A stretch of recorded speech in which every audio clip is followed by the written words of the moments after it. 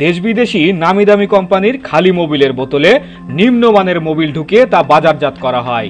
নিজ হাতে বোতলজাত করা মোবিলগুলো দেখে বোঝার উপায় নেই যে এগুলো মানহীন ও ভেজাল মোবিল। বিভিন্ন মোটরসাইকেল গ্যারেজ থেকে দেশ বিদেশি ও নামি দামি ব্র্যান্ডের খালি বোতল সংগ্রহ করে তাতে নিম্নমানের মোবিল ঢুকিয়ে বাজারজাত করতেন আব্দুর রহমান রনি নামে এক যুবক।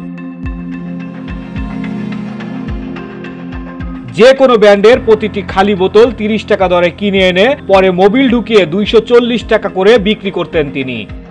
Super V, Mobil Super, Mobil One, Total, Titan, US Lubri সহ বিভিন্ন নামের দেশ বিদেশি নামি দামি কোম্পানির প্রায় 8-10 রকমের মোবিলের ক্যান পাওয়া যেত তার কাছে।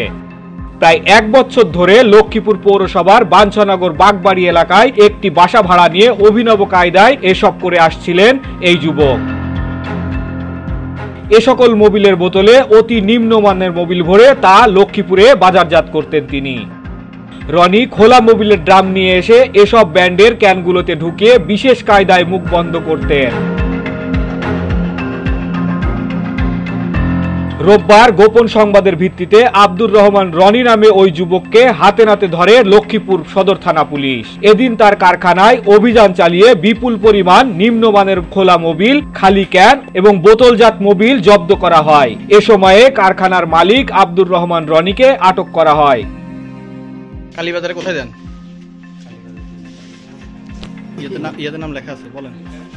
ওই খেডে কালীবাজার হইছিল আমরা আচ্ছা হ্যাঁ বলেন বলেন। আর কোথায় কোথায় দেন?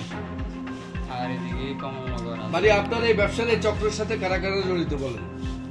কারা আপনাকে বোতল সরবরাহ করে, আপনি কাদেরকে মাল দেন? আমি যাদের কাছ থেকে বোতল আনি তাদেরকে আবার ওই যাদের কাছ থেকে আনেন ওরা কারা, ওটাই জানতে চাচ্ছি। নাম বললেন, ওরা কারা? দোকানগুলোর নাম বলেন। তো 2-4 জনের নাম বলেন। জম্মুকমুখী গ্যারেজ থেকে আমি বোতল আনি, ওদের মাধ্যমে মালগুলি বাজারে সরবরাহ করি। একটা নাম বলেন। রনি লক্ষ্মীপুর জেলার সদর উপজেলা পার্বতীনগর ইউনিয়নের মাছিনগর গ্রামের আব্দুর রহমানের ছেলে। সদর থানার ভারপ্রাপ্ত কর্মকর্তা মোহাম্মদ মোসলে উদ্দিন জানান, রনি বিভিন্ন ব্র্যান্ডের বোতলে নকল মোবিল ঢুকিয়ে জালিয়াতি করে আসছে। তাকে আটক করা হয়েছে। এ সময় বিপুল পরিমাণ মোবিল জব্দ করা হয়। তার বিরুদ্ধে আইনানুগ ব্যবস্থা নেওয়া হচ্ছে। জিজ্ঞাসাবাদে রনি জানায়, গত 1 বছর ধরে তিনি নকল মোবিলের ব্যবসা করে আসছেন। বিভিন্ন নামি দামি ব্র্যান্ডের খালি বোতল সংগ্রহ করে সেগুলোতে খোলা মোবিল ঢুকাতেন তিনি। পরে জেলার বিভিন্ন স্থানে মোটরসাইকেল গ্যারেজ বা মোবিলের দোকানে পাইকারি দরে বিক্রি করতেন।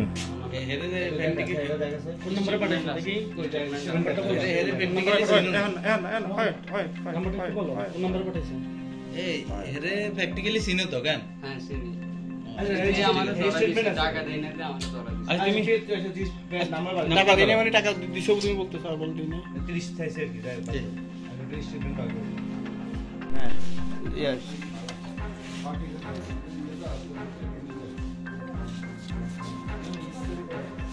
দোকানের নাম আছে?